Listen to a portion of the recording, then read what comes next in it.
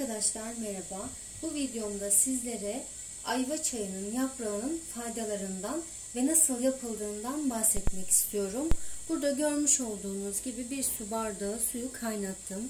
Bunun üzerine yıkamış olduğum 2 tane ayva yaprağını ekliyorum ve ocağın altını kısarak yaklaşık 3 dakika kısık ateşte kaynatacağım.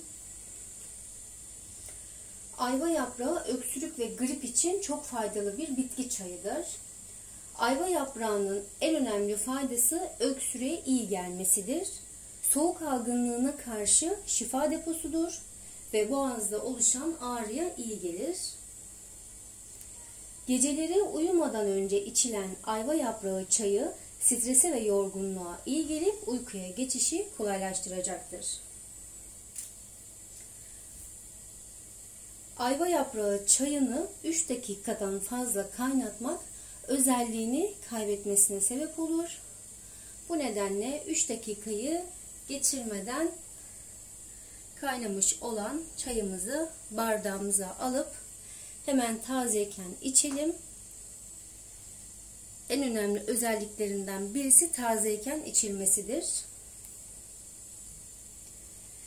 Tadı biraz acı olduğu için tatlandırmak amaçlı bal veya pekmez kullanabilirsiniz.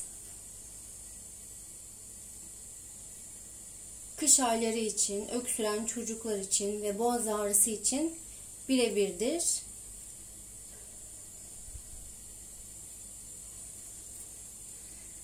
Çayımız kaynamaya devam ediyor.